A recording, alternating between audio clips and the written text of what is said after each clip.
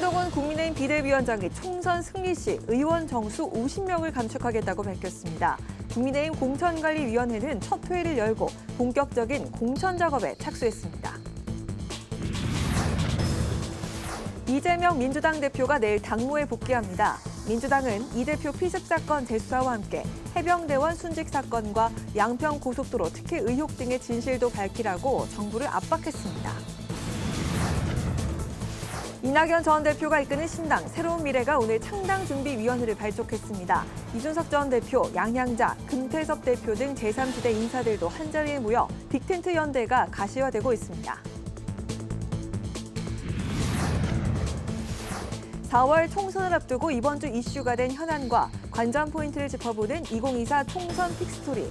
오늘은 이낙연 전 민주당 대표가 신당 발기인 대회를 연 가운데 주도권 경쟁을 시작한 제3지대 통합이 현실화될 수 있을지 예측해보겠습니다.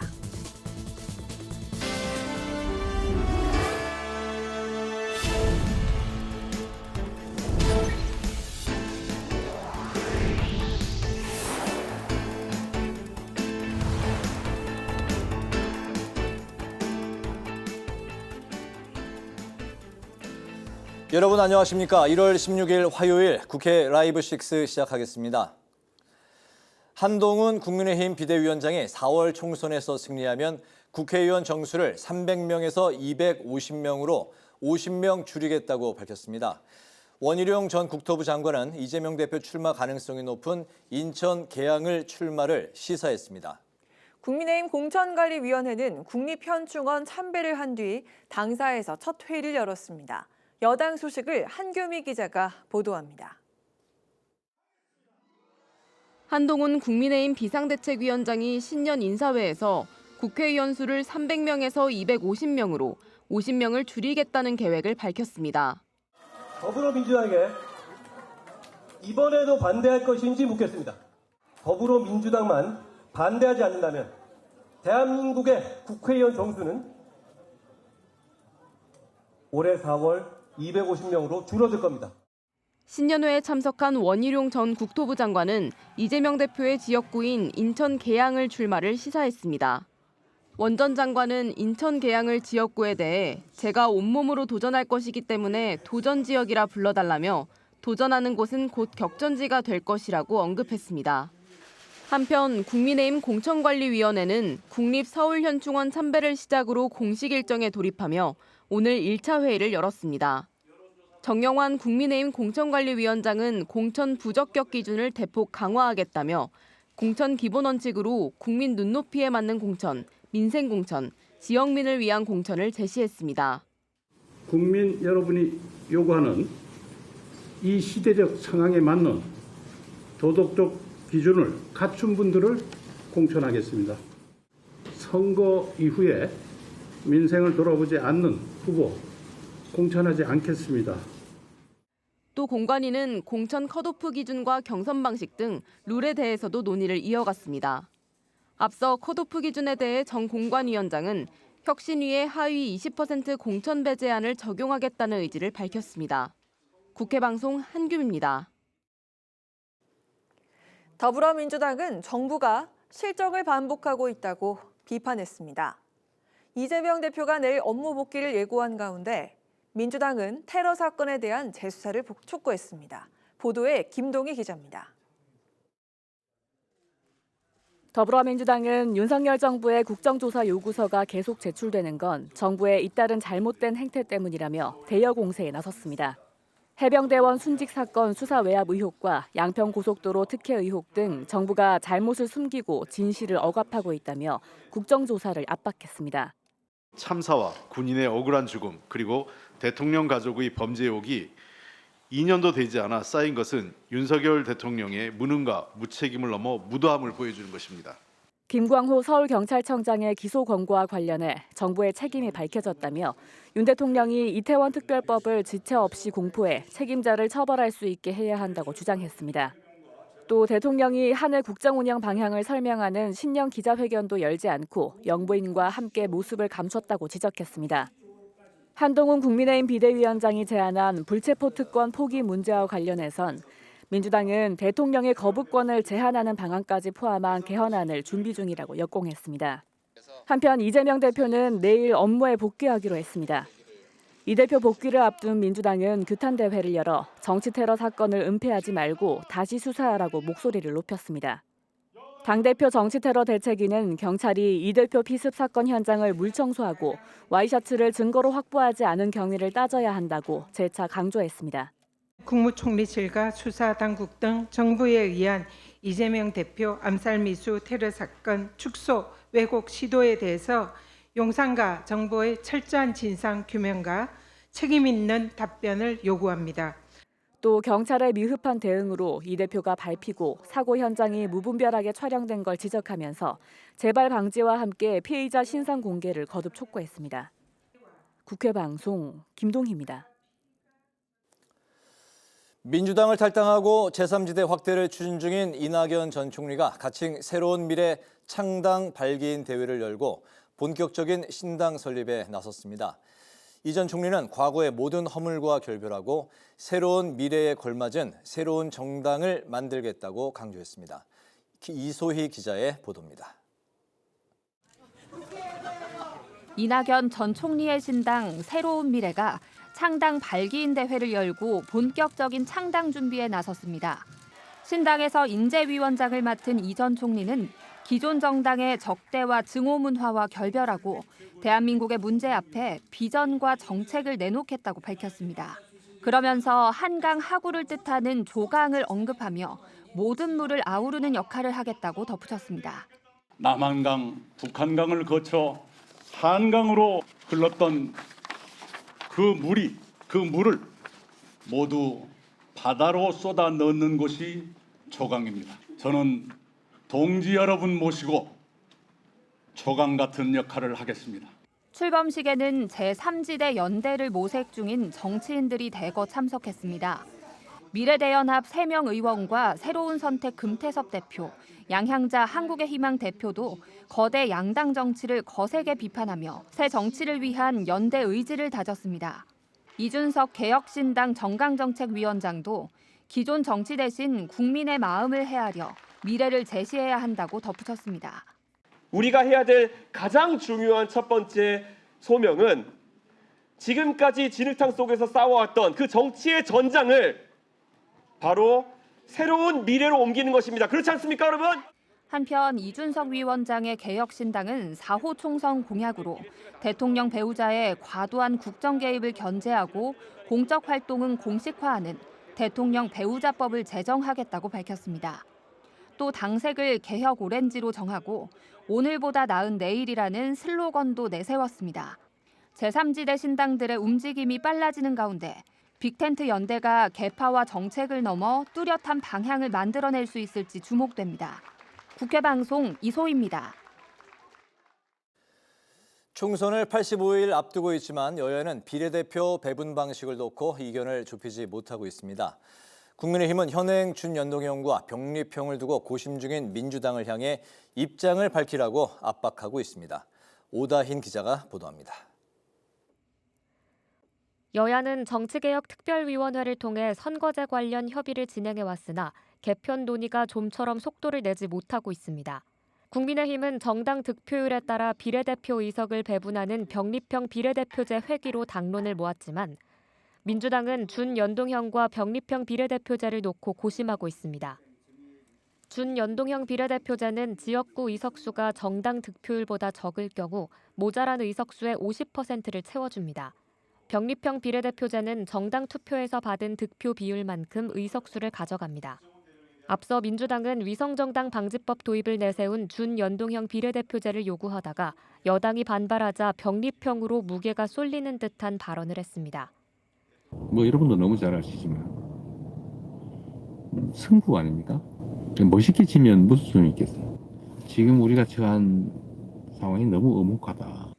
국민의힘은 선거제 협상이 진행되지 않는 것은 민주당 입장이 계속 바뀌기 때문이라며 빨리 결론을 내라고 압박했습니다. 왜 이 협상이 진행되고 있지 않을까요? 민주당의 입장이 계속 바뀌기 때문입니다.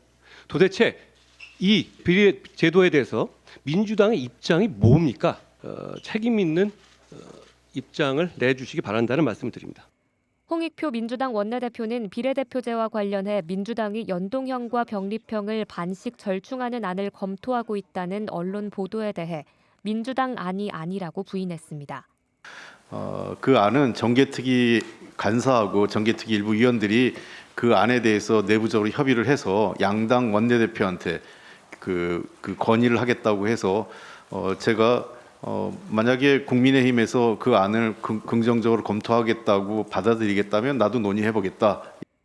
민주당의 고심이 깊어지자 기본소득당, 열린민주당 등 군소 야당이 함께하는 개혁연합신당은 비례연합정당을 추진하자고 제안했습니다. 이에 대해 국민의힘은 의석수를 늘리려는 꼼수에 불과하다고 지적했습니다. 비례연합정당은 결국 선거가 끝나면 갈라질 운명으로 어떤 명분을 내세우더라도 야합을 통해 의석수를 늘리려는 꼼수에 불과합니다. 한편 민주당은 이번 1월 임시국회 안에는 선거제 개편을 마무리 짓겠다고 밝혔습니다. 국회방송 오다힌입니다.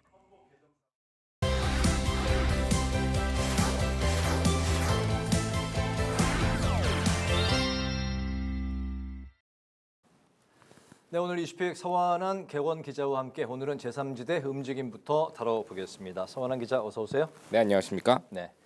어제 기본소득당 용해인 의원이 반윤석열 개혁 최대 연합을 이제 제안을 했는데 이게 바로 비례대표제가 선거제가 확정되지 않은 상황에서 위성정당을 만들자는 게 아니냐 이런 목소리가 나오고 있네요. 네, 그렇습니다. 이 용해인 의원이 어제 이 개혁연합신당 추진협의체의 공동 대표 자격으로 이 더불어민주당을 포함해서 이 진보 진영을 아우르는 이 비례연합정당을 결성하자라고 제안을 했습니다. 네. 이 국민의힘에서는 현재 이 병립형으로 회귀를 주장하고 있지만 이 앞선 리포트에서 보신 것처럼 민주당은 아직 정하지 못한 상황인데요. 이 민주당 안팎에서는 그나마 이 준연동형제를 유지하는 게 최선이지 않냐라는 공감대가 조금씩 커지고 있는 것도 사실입니다. 이 그런 상황에서 이 용해인 의원은 이 반윤석열 정부라는 기치 아래에 함께할 수 있는 대상으로 민주당과 정의당 또 진보당과 이 조국 신당까지 함께 대화를 할 수 있는 대상으로 열어놨습니다. 네. 자, 이런 상황에서 용해인 의원의 제안이 이 새로운 대안이 될 수 있다라는 전망이 나오는 대목입니다. 이 당장 홍익표 민주당 원내대표는 이 비례연합정당을 만드는 것은 이 준연동형이 그대로 간다고 했을 때 불가피한 선택지 중에 하나다라고 말을 했고요. 의원식 의원 역시 이 비례연합정당은 여러 정치 세력이 연합해 검증과 공천을 함께 하는 것이기 때문에 위성정당 논란으로부터 자유롭다라고 긍정적으로 평가를 했습니다. 다만 이 조국 전 법무부 장관의 합류 가능성 등을 놓고 이 정의당에서는 그러면 좀 어렵지 않겠냐라는 얘기도 나오고 있거든요. 때문에 이 반윤석열 연대라는 이 진보권 최대 규모의 비례연합정당이 출범할 수 있을지는 조금 더 지켜봐야 될 것 같습니다. 네, 총선이 이제 85일 남았는데 그 제3지대 움직임이 다양한 형태로 활발하게 움직이고 있네요. 그 검색량이 국민의힘과 또 그 민주당을 앞질렀다고요? 네, 저 역시 최근에 출연을 하면서 지속적으로 이 제3지대 움직임에 대해서 얘기를 해드렸던 적이 많아진 것 같은데요. 네. 또 최근에 이 국회 라이브 6의 뉴스들을 보면 제3지대가 더 많이 언급되는 것도 사실인 것 같습니다. 네. 그리고 오늘 한국일보 보도를 제가 보니까 이런 주목도가 좀 늘어나는 것을 보여주는 것 같아서 오늘의 이슈픽으로 한번 골라봤는데요. 네. 이 이재명 대표의 피습이 있었던 2일부터 최근 16일까지 2주 동안 이 더불어민주당이나 국민의힘에서의 이슈 주목도가 이 제3지대보다 낮았다라는 결과입니다. 이 총선을 85일 앞두고 제1야당이나 여당에게는 위기다라는 분석이 나오는 대목인데요. 이 대표 피습 사건이 발생한 이달 2일부터 14일까지 네이버 검색량을 분석을 키워드로 해봤더니 이 제3지대 관련된 검색 지수가 65.7이라는 지표를 기록했다고 합니다. 네, 100 중에서 그렇다는 거죠? 네, 그렇습니다. 근데 같은 기간에 국민의힘이 40대 후반 정도를 기록했고요. 네. 이재명 대표는 15 내외를 또 민주당은 10 내외 정도의 지표 검색량밖에 잡히지 않았다는 겁니다. 지난 2주 동안 이 국민의힘에서는 한동훈 비상대책위원장이 전국을 순회하면서 새몰이에 나섰고 이에 따른 이 컨벤션 효과가 있었다라는 평이 좀 나온 것이 반영됐다면 민주당은 내부적으로 이낙연 전 대표와 또 조응천, 이원욱 의원 등 이 비주류의 탈당 등 악재가 있다는 게 반영됐다라는 결과가 나오는데요. 또 지난 주말에는 이낙연 또 이준석 전 대표의 스타벅스 회동이 큰 관심을 끄는 등 이 제3지대의 움직임이 본격화되면서 언론의 관심이 쏠린 것이 반영된 결과로도 볼 수 있을 것 같습니다. 또 오늘만 해도 이낙연 전 대표가 이 신당인 새로운 미래라는 이 창당 준비위원회를 띄웠고 류호정 의원 역시 어제 정의당을 탈당하면서 제3지대에 합류할 가능성을 본격화하고 있죠. 이처럼 여러 행보들이 본격화되고 있기 때문에 제3지대가 얼마나 더 이런 새몰이를 할 수 있을지도 지켜볼 대목인 것 같습니다. 네, 그런 가운데 민주당이 이제 대여 공세 고삐를 강화하고 있는데 특히 이제 이재명 대표 복귀를 앞두고 경찰의 이재명 대표 피습 사건에 대한 부실 대응, 수사 대응을 부족을 이제 지적하고 있는데 행안위가 이제 관련 사안 때문에 30분 만에 산회했다고요. 네, 그렇습니다. 이 민주당은 이재명 대표의 이 피습 사건을 놓고 대여 또 대정부에 대한 공세를 강화하고 있습니다. 또 오늘 오전에는 이 당 대표 정치테러 대책위원회 4차 회의를 열고 이 총리실과 수사 당국 즉 경찰이죠. 이 대응이 얼마나 부실했는지를 목소리를 높이는 그런 자리가 있었습니다. 네. 전현희 위원장은 이 경찰이 사건 현장을 보존하지 않고 경찰서장이 시켜서 물걸레로 사건 현장을 청소했다고 하는데 이는 증거인멸에 해당한다면서 이 또 총리실이 유포했던 문자가 국무총리나 용산에 보고가 됐는지 이 문자를 작성한 사람과 유포 지시자가 누군지 확인해야 된다라고 목소리를 높였습니다. 이 대테러 종합상황실에서 2보라고 해서 알렸던 내용을 문제 삼은 건데 당시에 1cm 열상, 또 경상 추정, 출혈량 저금, 과도 등의 사건 내용이 적혀 있었던데 이게 악의적으로 사건을 축소한 거란 겁니다. 또 이를 위해서 피의자가 사용한 흉기 사진도 민주당이 공개를 했는데 단순 과도가 아니라는 것을 입증하기 위함이었습니다. 이 더불어민주당은 또 경찰을 상대로 이 피습 사건에 대해서 따져 묻겠다면서 이 국회 행안위 회의를 단독으로 소집을 했지만 이 여당과 경찰 수뇌부가 불참을 하면서 30분 만에 끝났는데요. 그럼에도 민주당은 이 총리실과 경찰의 대응에 문제가 있었기 때문에 빠르면 다음 주 중에 총리실을 고발할 방침입니다. 네. 한동훈 국민의힘 비대위원장이 이제 전국을 순회하면서 신년 인사회를 이제 열고 있는데 컨벤션 효과 극대화 이제 새몰이를 하고 있는 상황입니다. 오늘은 그 인천을 찾았어요. 이재명 대표 개항을 그 지역 사무소 불과 2km 떨어진 개항 이제 갑이죠. 그곳에서 개최를 했기 때문에 더 화제를 모았네요. 네, 그렇습니다. 이 오늘 한동훈 위원장이 국민의힘 인천시당 신년 인사회에 참석을 했는데 이재명 대표의 지역구와 가까운 곳이었기 때문에 경찰이 이 경호 비상에 걸렸다 이런 뉴스들을 좀 보셨을 것 같은데요. 네. 이 그런 인천을 찾은 한동훈 위원장 오늘은 이 국회의원 정수를 300석에서 250석으로 축소하자라는 정치 개혁을 제안했습니다. 총선에서 승리해서 이를 통과시키겠다고도 강조를 했습니다. 이 한동훈 위원장은 국민들이 국회가 하는 일에 비해서 국회의원의 숫자가 많다고 생각하는 것 같고 나 역시도 그렇게 생각한다면서 이 비례대표를 줄이자는 제안이냐라는 취재진의 질문에 대해서는 어떤 방식으로 축소해 나갈 것인지는 차차 고민해 보겠다라고 말을 아꼈습니다. 또 이 즉흥적인 아이디어가 아니냐라는 질문들에 대해서는 이 원내대표와 이미 얘기를 다 한 사안이라면서 국민의힘이 내놓는 정책적 제안임도 강조를 했습니다. 이 한동훈 위원장 이 정치개혁의 일환으로 광주에서는 5.18 정신을 헌법 전문에 수록하는 것을 제안했고 그 후에는 전국 각지를 돌면서 국회의원의 불체포 특권 포기 또 국회의원이 금고형 이상을 선고를 받았을 경우엔 재판 기간 중에 세비를 반납하고 또 병립형 비례대표제로 회귀를 하자라고 정치 개혁 방안들을 제안한 적이 있는데요. 이 한동훈 위원장은 오늘 인천 또 내일 서울을 끝으로 이 전국 순회 일정을 마무리합니다. 이 한동훈 위원장이 85일 앞으로 다가온 총선을 대비해서 이 앞서 언급했던 정치 개혁 방안들을 어떻게 정책적으로 구체해 나가는지도 지켜볼 대목인 것 같습니다. 네, 국회의원 의석수는 이제 300석에서 250석으로 줄이는 방안에 대해서 고민해 보겠다. 이 비례대표제가 이제 그 의석수가 47석이기 때문에 딱 이제 그만큼의 수를 줄이자는 이야기가 나와서 당연히 비례대표를 줄이자는 게 아니냐 그런 이야기 또 질문이 나올 수밖에 없는 상황이네요. 오늘 그 이슈픽 서완한 객원 기자와 함께했습니다. 오늘 말씀 잘 들었습니다. 고맙습니다.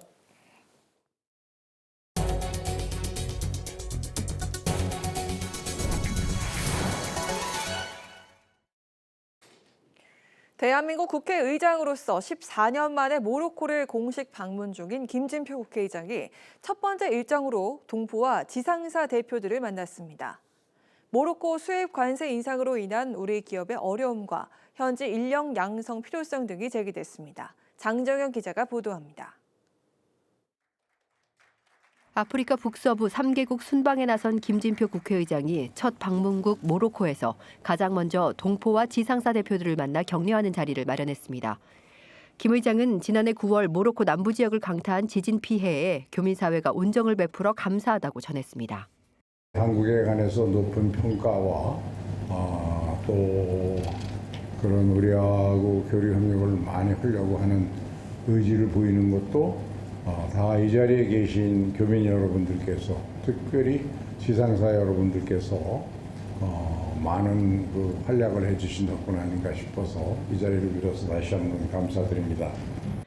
참석자들은 올해 모로코가 사전 통보 없이 수입 관세를 크게 인상해 우리 기업들이 대처하는 데 어려움을 겪었다고 토로했습니다. 또 모로코 현지 인력을 교육해 한국으로 보내는 방안 등에 대한 한국의 규제 완화를 요청했습니다. 김 의장은 한국 정부가 제공하는 ODA 사업을 현지 인력 양성과 결합하는 방안에 대한 검토를 정부에 촉구했다고 밝혔습니다. 이와 함께 앞으로 모로코 의회 정상들과 회담이 예정돼 있는 만큼 관련 내용을 충분히 전달하겠다고 말했습니다.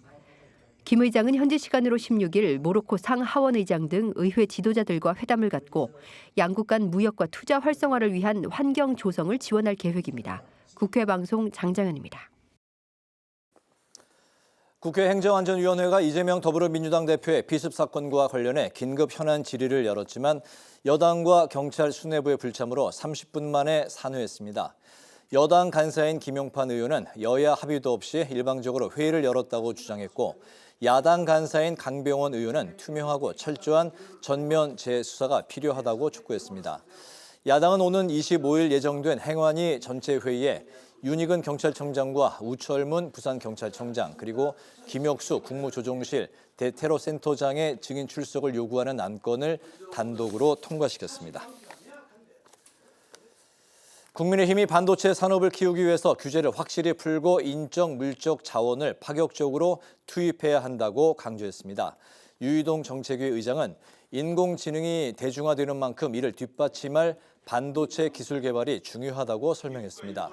유 정책위 의장은 반도체 기술 개발을 위해 낡은 규제를 없애고 안정적인 전력을 공급할 수 있도록 전력망 확충 특별법과 송변전설비 주변지역 보상지원법을 신속히 처리해야 한다고 말했습니다. 현근택 민주연구원 부원장이 이번 선거에 출마하지 않겠다며 불출마를 선언했습니다. 현 부원장은 성희롱 발언으로 당과 국민들께 심려를 끼쳐드려 죄송하다며 자신의 도전은 여기에서 멈춘다고 밝혔습니다. 앞서 민주당 윤리감찰단은 이재명 대표의 지시에 따라 지난 9일부터 현 부원장의 성희롱성 발언에 대해 감찰을 진행 중이었습니다. 국회 연금개혁특별위원회가 이달 말까지 공론화위원회를 구성해 대국민 홍보와 의견 청취를 하겠다고 밝혔습니다. 공론화위원회는 김상균 교수가 위원장을 맡았으며 여야 위원 20명 내외로 구성됩니다. 공론화위원회는 주요 관계자 50명 내외를 선발해서 연금 개혁에 대한 의제를 마련하고 500명 내외의 시민 대표단을 구성해 이를 의논하도록 할 예정입니다.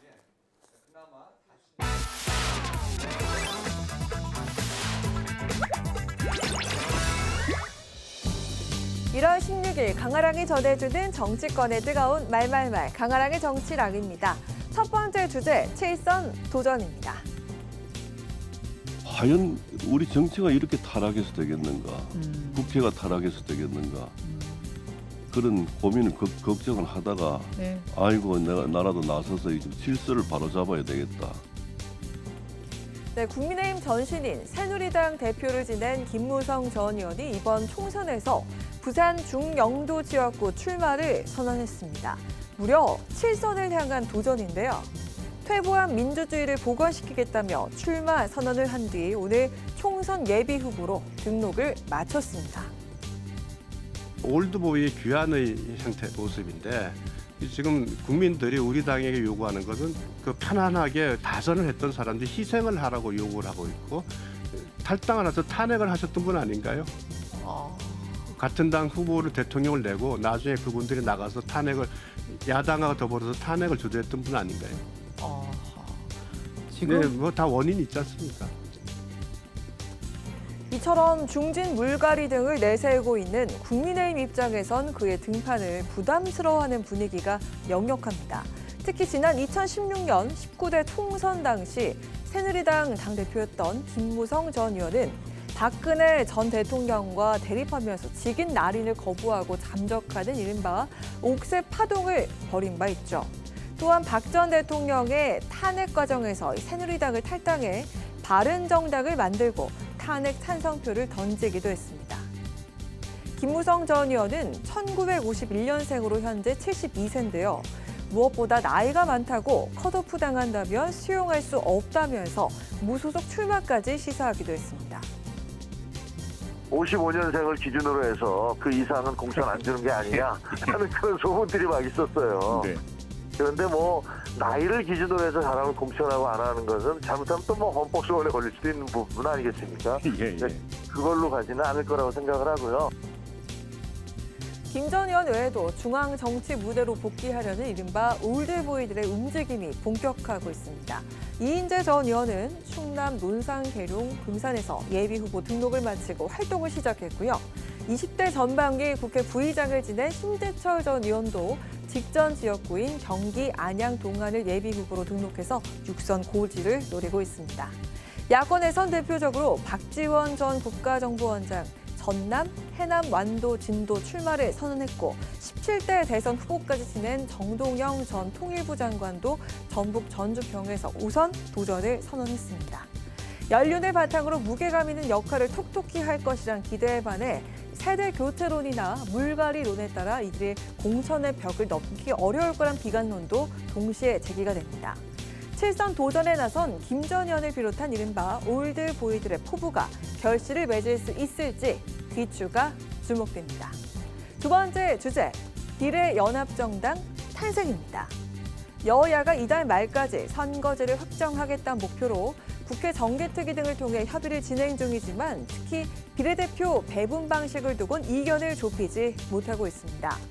국민의힘은 정당 득표율에 따라 비례대표 의석을 단순 배분하는 병립형 비례대표제 회귀를 주장하는 반면 민주당은 지역구 의석수가 정당 득표율보다 적을 때 모자란 의석수의 50%를 비례대표로 채워주는 준연동형 비례대표제와 병립형 비례대표제를 두고 고심 중입니다. 이 가운데 야권에서 민주당을 중심으로 비례연합정당을 꾸리자는 제안이 시작됐는데요. 더불어민주당을 비롯한 민주진보 진영의 책임 있는 모든 정치 세력들에게 22대 국회를 개혁 정치로 이끌 수평적인 비례연합정당 결성을 공식적으로 제안합니다. 위성정당 제도를 방지할 수 없을 때 이제 불가피한 선택지 중에 하나지 않을까 생각을 하고요. 홍익표 원내대표의 긍정적인 검토 답변에 이어 4선 중진인 우원식 의원은 비례연합정당을 지지한다고 밝히기도 했습니다. 이에 정치권 일각에선 지난 21대 총선에서 난립했던 이른바 위성정당이 이번 총선에서도 다시 등장할 수 있다는 우려가 제기되고 있는 겁니다. 비례연합정당은 결국 선거가 끝나면 갈라질 운명으로 야합을 통해 의석수를 늘리려는 꼼수에 불과합니다. 그러니까 우리나라가 그런 수준의 나라가 아니잖아요. 위성이라는 게 이게 말이 되는 이야기입니까? 페이퍼 컴퍼니도 아니고요. 그렇잖아요. 21대 총선에서 민주당 위성정당에 참여하지 않았던 정의당도 지난 14일 당대회를 열어 녹색당과 함께 가치 중심 선거연합정당을 추진하기로 합의한 상태입니다. 민주당과의 선거 연대엔 이 같은 조건을 내걸었습니다. 그러니까 병립형이 아닌 상황에서 준연동형 유지는 당연히 어떤 연대 연합의 필요 조건이고 민주당에서 당론으로 접수가 된다면 우리 안에 토론을 한다라고 하는 것인데 당 차원에서 어떤 제안이 들어온다면 저희가 충분히 검토해 볼 것이고 병립형 비례대표제 복원을 주장하고 있는 국민의힘이 민주당에게 선거제 개편에 대한 명확한 입장을 정하라고 압박하고 있는 가운데 이달 안으로 총의를 모으겠다는 민주당. 과연 여야 간 어떤 절충안이 마련될지 이달 말까지 선거제 개편을 마무리 지을 수 있을지 관심이 모아집니다. 지금까지 강아랑의 정우치랑이었습니다.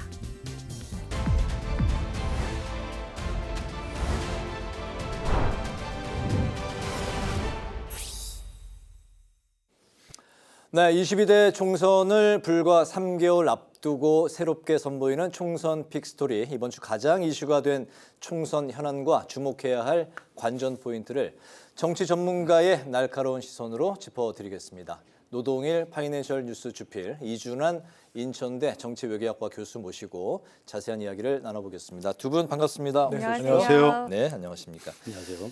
네. 국민의힘의 이제 한동훈 비대위원장이 요즘 전국 신년 인사회를 열심히 다니고 있는데 오늘은 이재명 대표, 민주당 대표의 지역구가 있는 인천 계양구 을 옆에 불과 2km 떨어진 계양구 갑을 방문을 했습니다. 상당히 좀 상징적인 의미가 있는 장소였다는 이야기도 나왔고 또 원희룡 국토부 장관도 같이 대동을 한 여러 가지 이제 좀 회자가 됐고 화제가 됐던 그런 오늘 자리였는데 이 자리에서 총선에서 승리해서 국회의원 의석수를 300명에서 250명으로 줄이는 법 개정을 할 것이다 이렇게 밝혔습니다. 국회의원 의석수를 줄이겠다. 비례대표제를 심지어 이제 없애는 방안까지도 국민의힘에서는 최근에 여러 가지 이야기가 이제 내부에서 나오고 있던 상황인데 하필이면 이 시점에서 국회의원 의석수를 줄이는 이 방안에 대한 브리핑 어떤 그 총선에 3개월 앞둔 시점에서 국민의힘의 묘수가 될 수 있을지 좀 어떻게 보십니까? 저는 뭐 정치학을 공부하는 입장에서 이 국회의원 정수를 줄인다는 것 자체에 대해서는 찬성하는 바입니다. 네. 뭐 물론 이제 많은 정치학자나 시민사회단체 또 소수 정당에서는 의원 정수를 늘리고 비례대표를 늘리자고 하는 그래서 의원들의 대표성이나 비례성을 높이자라고 주장을 하는데 네. 의원 정수를 늘리는 것 자체가 개혁이라고 하고 이해하기가 좀 어려운 점이 있고요. 의원 정수를 늘렸다고 해서 비례성이 과연 우리나라 의정 활동에서 확대가 되는지 대표성이 그만큼 보장되는지 그뿐만 아니라 국민들이 봤을 때 의원이 그렇게 많이 필요한 거라고 생각하는지 그런 점에서 좀 의문이 따른다는 거죠. 네. 지금 뭐 원론적으로는 의원을 늘리자 그게 개혁이다라고 하고 있지만 많은 나라에서는 이미 의원 정수를 줄였어요. 네. 2017년에는 프랑스에서 의원을 상하 양원에서 3분의 1을 줄이려고 시도를 했었고 2020년에는 대만에서 지난주 말에 이제 대만에 저는 선거를 보러 갔다 왔었는데 대만에서 2020년에 국회의원 숫자가 225명이었는데 113명으로 줄였어요. 반을 줄였어요. 절반으로 줄였네요. 네, 아무 문제가 없다고 합니다. 그리고 뿐만 아니라 이태리에서도 2020년에 상하 양원 35%씩 삭감한 사례가 있어서 다 개혁을 내걸었던 거죠. 네. 그래서 다른 나라 사례도 좀 볼 필요가 있고 우리나라에서 정말 의원 정수를 늘려야지 개혁이냐라는 것을 고민해 봐야 되는데 이런 제안은 어쨌든 고민해 볼 필요가 있는 제안이라고 생각하는 거예요. 그렇군요. 네, 노동일 교수님. 글쎄 뭐 국회의원 줄이는 게 개혁이라고 하시니까 정치학 전공하시는 분이 네. 저도 뭐 동의합니다. 아마. 근데 이게 총선에서 과연 뭐 그걸 보고 국민의힘을 지지할까? 그렇지는 않다고 생각합니다. 이게 왜냐하면 여러 가지 지금까지 나왔지 않습니까? 뭐 불체포특권 포기니 뭐 이렇게 쭉 얘기했던 것들 네. 한 번도 안 나온 얘기가 하나도 없습니다. 다 그동안 얘기 나왔던 것들이고요. 의원 정수 축소도 마찬가지고 네. 뭐 늘려야 된다, 줄여야 된다 얘기도 나왔었고, 근데 한 가지도 실현된 게 없습니다 현재까지. 그러니까 예를 들자면 한동훈 그 비대위원장이 뭔가 새로운 얘기를 하려면 국민의힘 자체에서 법안을 발의하고 네. 할 수 있지 않습니까? 국회법도 발의할 수 있고 선거법도 발의할 수 있고 정당법도 발의할 수 있고 발의하고 우리가 이런 걸 실현하기 위해서 국민 여러분 찍어주세요라고 해야지. 얘기만 하면 아무 소용없는 얘기고요. 뭐 그다음에 또 뭐 귀책 사유가 있는 재보선 경우 무공천하겠다고 했잖아요. 이게 옛날에 나왔던 얘기입니다, 사실 다. 네. 근데 했잖아요. 강서구청장 보궐선 같은 데서.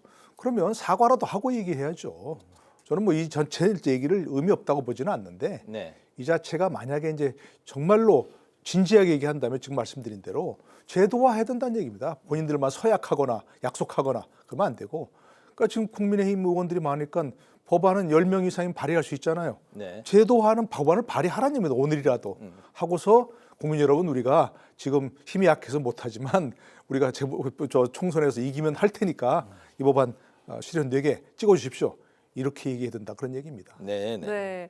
자, 그러면 이 자리에 함께했던 사람이 있었는데 원희룡 전 국토교통부 장관이었습니다. 이재명 민주당 대표의 지역구인 인천 계양을 출마를 공식화했는데요. 원 장관이 이런 말을 했습니다. 온몸으로 돌덩이를 치우겠다. 자, 돌덩이라고 얘기를 했는데요. 앞서 그 험지 출마 의사를 밝혀왔던 원 전 장관이 이재명 대표와 빅매치 성사가 될 수 있을지 한번 전망을 해보도록 하겠습니다. 돌덩이라고 표현을 했네요. 돌덩이가 누군가요?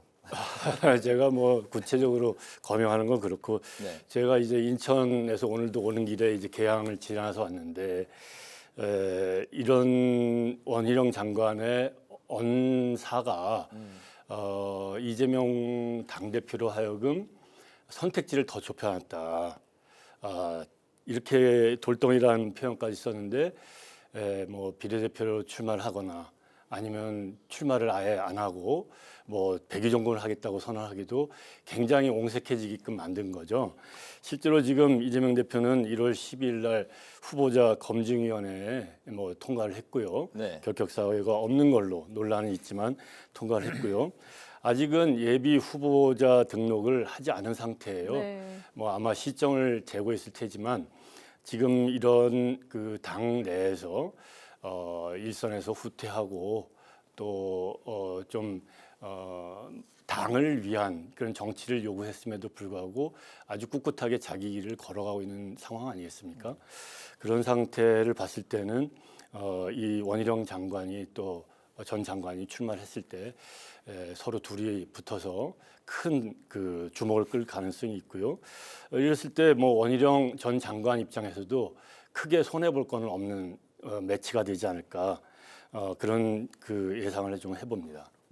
네, 뭔가 꽉 막혀 있는 걸 내가 치우겠다 이런 포부를 밝혔는데요. 어떻게 보셨습니까? 뭐 이재명 대표를 가리킨 거 아니겠습니까? 네. 뭐 뭐라고 좀 뭐 둘러 말할 것도 없는 것이고 좀 빅매치가 성사될 거냐? 네. 아직은 조금 지켜봐야 할 부분 중에 하나가 지금 여러 가지 얘기가 나오지 않습니까? 이재명 대표 출마를 둘러싸고 일각에서는 그야말로 뭐 대표직도 내놓고 불출마해야 된다 이런 얘기도 있고 네. 또 한 가지 비례대표로 가고 전국을 다니면서 이제 뭐 지원 유세를 해야 된다 이런 말도 있고 안 그러고 지금 이재명 대표 지금 교수님 잘 말씀하셨지만 원희룡 전 장관이 이렇게 나와가지고 아예 돌덩이라는 표현으로 이재명 대표를 지칭했는데 비례대표로 가면 도망가는 모양새밖에 안 되잖아요.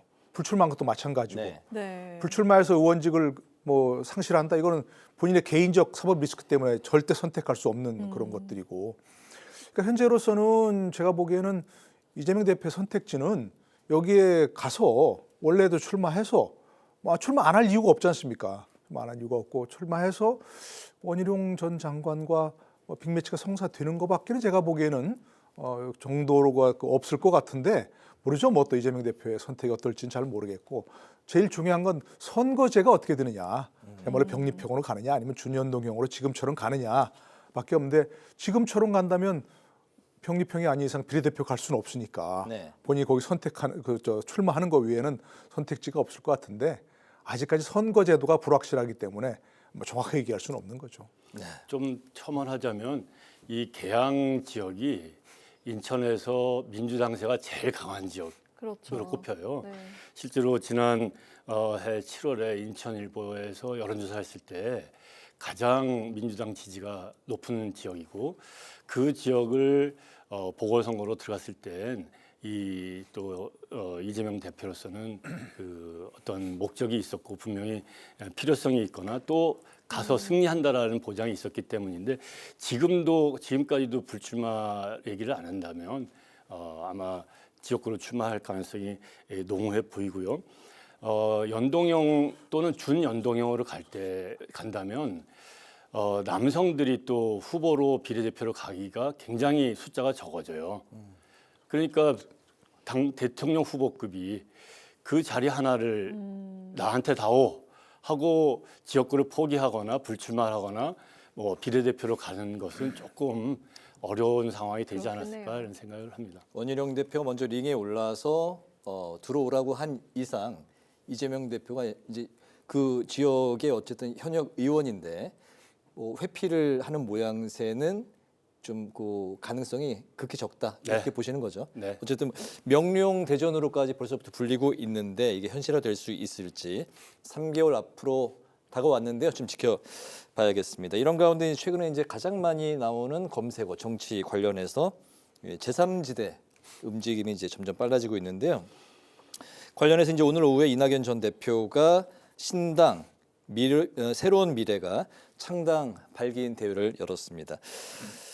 이 그 창당 발기인 모집에 2만 명이 넘게 이제 참여를 했다고 하는데요. 이번 총선에 목표 의석 수가 최소 5, 60석은 넘을 거다 이렇게 이제 전망을 했다고 합니다. 이게 어쨌든 제3지대가 모두 새 규합을 하고 빅텐트를 만들고 성공했을 경우로 이제 가정했을 텐데요.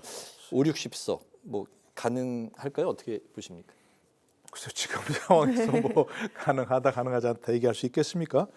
지금 신당 구체적인 움직임만 보이는 것만 해도 5개가 지금 되죠. 네. 그리고 또 무슨 뭐 민주당과 비례대표를 하기 위해서 뭐 연합정당을 하자 이런 것도 있는 네. 그런 상황이 보면 정치 지망생들이 이렇게 많은 게 우리나라에 참 복인지 잘 모르겠습니다. 정치가 그렇게 욕을 먹는데도 이렇게 정치하겠다는 사람이 많은데 저는 지금 현재 만약에 지금 얘기하신 대로 현재 움직임이 있는 모든 정파들이 다 모여서 함께 정말 제3지대가 완전히 연합을 한다면 5, 60석 가능하다고 생각합니다. 충분히 가능한다고 생각합니다. 왜냐하면 지금 너무나 많은 사람들이 일당, 이당에 염증을 내는 그런 이런 사람 나오지 않습니까? 네. 그런데 제가 보기에는 글쎄 뭐 다음 질문도 나올지 모르겠습니다만 그렇게 모이기는 어려울 거로 보입니다. 왜냐하면 너무 지향하는 가치가 다르고 서로 그야말로 당을 다 만들어 버리면 거기 참여한 사람들 이것도 뭐 발기 모집에 2만 명 넘게 참여했고 네. 각 당마다 자기 참여한 사람도 있을 거 아닙니까? 그러면 거기에 또 이해관계가 얼마나 많겠어요. 그러니까 그 사람들이 다 함께 되기는 어려울 것 같고 제가 생각하기에는 최소 한도의 어떤 그 공통분모 예를 들면 이낙연 전 대표 뭐 이 민주당에 탈당한 3사람의 의원들 네. 양향자 의원 금태섭 전 의원 이 정도는 공통분모가 있잖아요. 민주당 출신이라고 하는 대표는요? 이준석 대표는 전혀 다른 결이죠, 결이. 네. 그렇기 때문에 뭐 그 정도만 모인다 하더라도 상당한 파괴력이 있을 것으로 생각이 되는데 그분들마저도 제가 보기에는 함께 다 모이기는 상당히 쉽지 않아 보이는 그런 상황입니다. 그래서 네. 뭐 5, 60석은 넘을 것이라는 것은 현재로서는 그분들이 다 모이지 않는 이상은 어려운 수치가 아닌가 싶어요. 네, 이 교수님은요? 저는 뭐 2달 뒤에 제가 후회하는 일이 생길지라도 네. 저는 5, 60석 확보하는 거는 거의 가능성이 낮다. 그렇게 예상을 하고 있습니다. 이 다 5개 정당 뭐 그리고 연합을 다 해서 이 그 연합도 가능하지도 않은 데다가 네. 또 이 5, 60석이라고 한다면 수도권의 반 정도를 확보를 해야지 이겨야지 되는 숫자거든요. 근데 과연 이 5개 또는 그 이상의 연합이 수도권 또 뭐 호남, 영남 다 해가지고 이 의석을 확보할 수 있을 거라고 기대하기는 굉장히 어렵고요. 지금 아무리 이 중도가 많고 또 무당층이 많고 양당에 대한 피로감, 비호감도 이런 것들이 많다 하더라도 이 제3지대에 있는 정당의 후보들을 뽑는다 자동적으로 그런 것은 성립하지는 않을 거라고 봅니다. 오히려 이런 제3지대라고 빅텐트를 구성하는 과정에서의 갈등이나 뭐 이런 문제들이 생겼을 때 오히려 더 염증을 느끼고 그러다 보면은 이번 선거는 어떤 제3지대 또는 양당을 선택하기보다는 아예 선거에 안 가고 기권해버리는 그래서 투표율이 낮아지는 2020년보다 투표율이 낮아지는 대로 귀결되지는 않을까라고 좀 예상하고 있습니다. 네, 김종인 전 위원장도 뭐 낙준 합당에는 아주 부정적인 입장 밝혔습니다. 이거 안 된다 이렇게 얘기를 했는데 이준석 전 대표 신당과 또 민주당 탈당 3인방 신당은 빅텐트 구성 시점에 좀 의견차를 보이고 있는 그런 상황이고요. 주도권 기싸움이 아주 치열한 이 제3지대 연합 이게 현실화가 좀 될 수 있을지 그 가능성이 얼마나 될지 좀 점쳐보도록 하겠습니다. 좀 전에 제가 뭐 얘기했지만 사실은 뭐 저희도 마찬가지 둘 다 비슷한 견해라고 생각이 되는데 어려울 겁니다. 다 모이기는 다 모이. 최소한의 공통분모가 있는 아까 얘기한 네. 그 정도가 모인다 해도 그 정도만 모여도 굉장히 어려운 일인데 모든 사람을 아우르는 그런 사람들이 다 모이기는 어려울 것 같고 지금 하면 나옵니다만은 왜 그러냐면 지금 이준석 전 대표가 추진하는 개혁신당이라는 게 일단 여론조사에는 상당히 높은 추세가 네, 나오기 그렇습니다. 때문에 이준석 전 대표의 생각은 뭐냐? 내가 주도권을 쥐고 다른 분들이 거기에 합류하면 내가 뭐 보겠다 이거야 이 얘기입니다 한마디로. 네. 그 속내가 지금 이낙연 전 대표가 어제 뭐 빅텐트 얘기하니까 바로 올라가서 이준석 대표는 뭐라고 했습니까? 아 텐트가 아니고 집을 지어야 한다고. 큰 집을 짓겠다. 네, 그게 바로 주도권 싸움이고요. 그리고 그거 한다면 튼튼한 집을 지어서 그다음 나온 말이 뭡니까? 대선까지 가도록 해야 된다. 내가 대선 후보가 되고 싶다 그 얘기예요. 지금 한 속내를 얘기하면 생각하면. 그러니까 다른 사람들은 아니 그 지금 현재 상황에서 이준석 대표가 주도권을 쥐고 다른 사람들이 그 앞에 가서 같이 하는 연합하는 그 모양새를 용인하겠습니까? 다른 분들은 정치적으로는 훨씬 선배고 이낙연 전 대표는 어떻습니까? 총리까지 지내고 네. 의원 지내고 전남지사 지낸 분인데 함께하기가 어렵죠. 어려운 상황이고 기본적으로 거기다가 또 성향 자체가 여러 가지 또 이준석 전 대표는 지금 무슨 신당의 정강정책위원장을 맡고 있다는 거 아닙니까? 그걸 한 집으로 모을 때 정강정책에서 공통분모가 나오겠습니까? 전혀 결이 다른 그런 세력들이 모이면 만약에 만든다면 그야말로 선거를 위해서 그냥 급조한 그런 정당밖에 안 되는 그런 상황이고 어쨌든 함께하는 것 자체가 어려운 그런 상황이라고 생각합니다. 네, 정강의 차이 그리고 주도권 경쟁 이게 가장 큰 그 빅텐트 구성의 걸림돌로 이제 보시는데 교수님은 어떠세요? 예, 저는 노동일 교수님의 말씀에 분석에 뭐 더할 것이 없을 정도로 동감하고요. 아마 노동일 교수님께서 지금 말씀하신 거는 이제 정당을 주도하는 정치인의 시각에서 본 거고 네. 또 유권자들의 시각도 있거든요. 유권자들 시각에서 이 사람들이 다 모인다고 표를 줄 것이냐?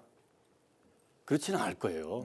예를 들어서 이준석 대표를 따라다니는 지지자들이 거기에 같이 유호정 의원이 전 의원이 있어. 이 헷갈릴 거란 말이죠. 또 결이 다르고 또 지나온 삶의 역사들이 다르기 때문에 나는 이 사람이 좋아서 찍으려고 했다가 정강정책이나 같이 하는 사람들의 얼굴을 보고 머뭇거리고 오히려 그게 마이너스가 될 수도 있다는 거죠.